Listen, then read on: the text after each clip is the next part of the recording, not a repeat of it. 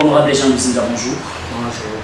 Aujourd'hui, nous sommes dans votre bureau pour prendre comme invité de notre session informative en tant que président de l'association socio-culturelle Sempia au niveau de l'espace à Katanga, où vous êtes président national, bien évidemment, de ces regroupements qui regorgent bien évidemment les ressortissants de cette association. Alors, il y a un combat que vous êtes en train de mener depuis une bonne période pour réclamer, bien évidemment, les postes des gouverneurs de la province du Haut-Katanga qui doit revenir des droits, d'après vous, à Sempia. Sur quoi vous vous fondez, personnellement? Bon, on se fonde sur deux articles. Il y a la loi universelle qui parle de la déclaration des droits des peuples autochtones. Et il y a aussi l'article de la Constitution sur la nouvelle administration des provinces. Au-delà de ça,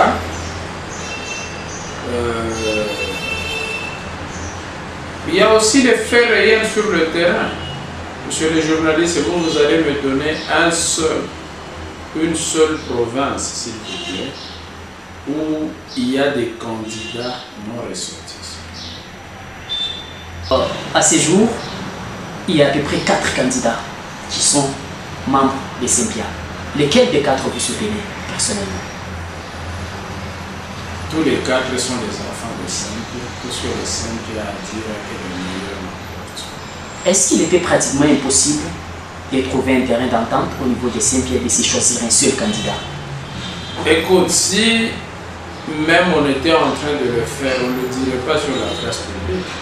Ce sont des stratégies internes.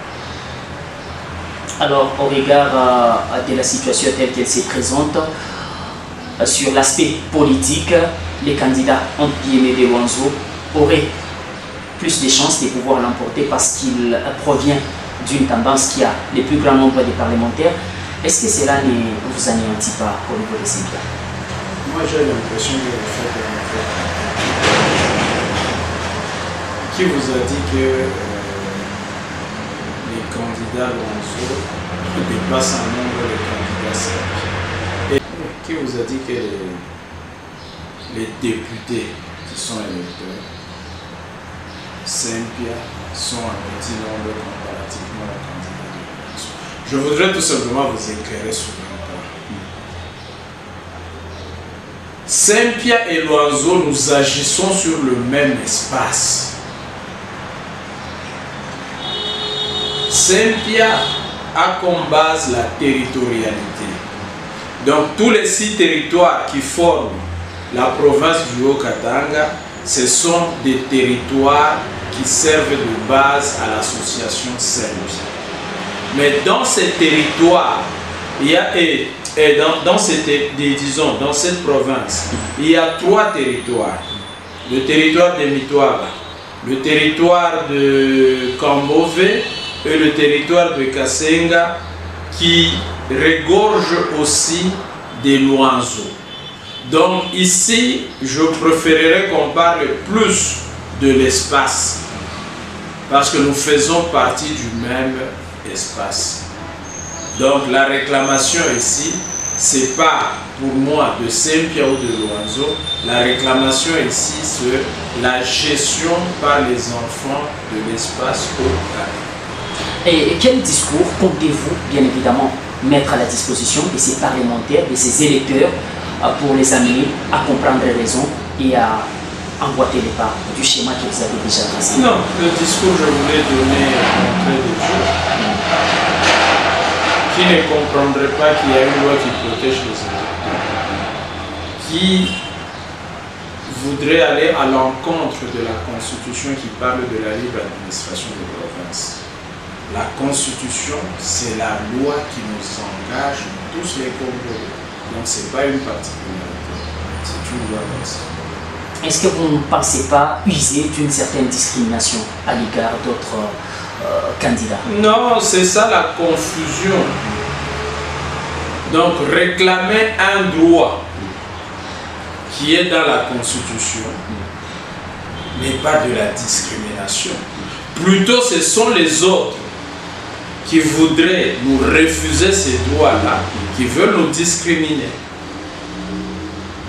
Et quels sont les critères sur lesquels vous êtes focalisé pour apporter votre soutien à tous les 4 candidats que vous avez, parce que vous risquez de vous retrouver dans une situation de soutenir des candidats qui ne vont pas servir de la meilleure façon, et ça sera en guillemets une faiblesse. Écoutez, nous avons notre vademecum que nous sommes en train de préparer dans différentes structures clés. Ah oui.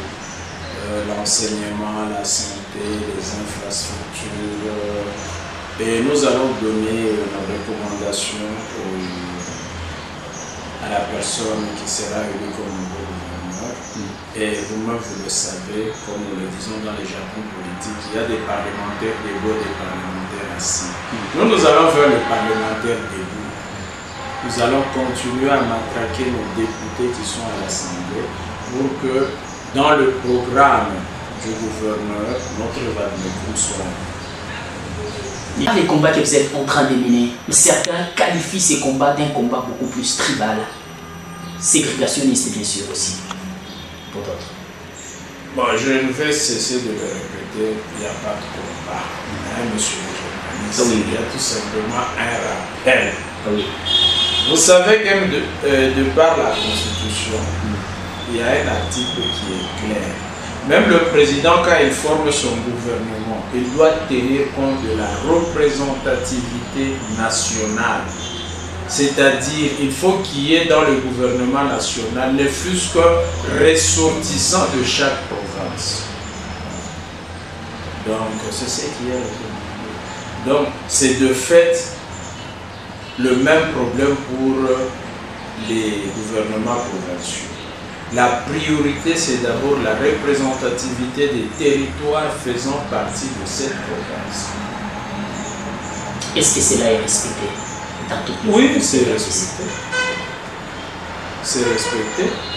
Mais ce qu'on demandera à d'autres provinces, même si on devait commencer par le Katanga, que les autres provinces suivent l'exemple du Haut-Katanga. Parce que le Haut-Katanga, dans tout ce qu'il a fait jusqu'aujourd'hui, il a donné le poste de ministère aux 6 enfants provenant de ces 6 territoires, mais il a ajouté d'autres qui ne sont même pas ressortissants. Si nous voulons être corrects et justes avec nous-mêmes, les autres provinces aussi doivent agir de même pour qu'on nous parle de l'équilibre. Ce n'est pas seulement à nous qu'on doit demander à faire cela, au nom de la cosmopolité ou du cosmopolitisme. Est-ce qu'on va me dire que le Lualaba aujourd'hui n'est pas une province cosmopolite? Il y a presque toutes les tribus là. Alors, agissons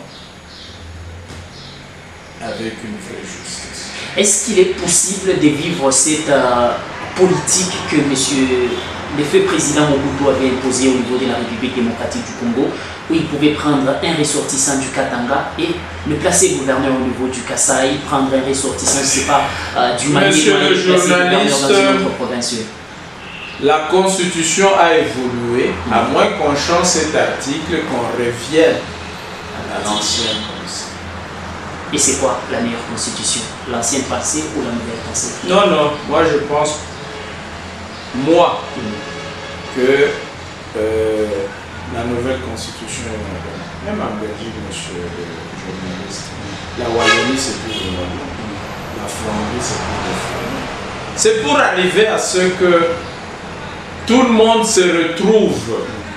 Si je reviens à la même Constitution, il est dit que le président doit veiller sur la bonne redistribution des dividendes. Donc, il y a plusieurs moyens de redistribuer les dividendes. Et un de ces moyens, c'est que tous les ressortissants des différents territoires se retrouvent. Et un message peut-être à la population de la montagneuse ville d'Elikassi, aux membres des Saint-Pierre de la montagneuse ville d'Elikassi qui voudraient bien avoir une certaine position face au combat que vous êtes en train de mener. Bon, vous parlez de combat, moi je parle seulement de réclamation. Vous savez, le peuple Saint-Pierre, il ne peut pas sortir de sa façon légendaire de vivre. Nous sommes un peuple hospitalier. Nous recevons tout le monde, nous cohabitons avec tout le monde, nous marions nos enfants à tout le monde, mais la réclamation de nos droits doit être comprise. Nous n'en voulons à personne, mais nous voulons aussi qu'on nous reconnaisse nos droits dans notre province. Honorable Jean Luzinga, merci. Merci.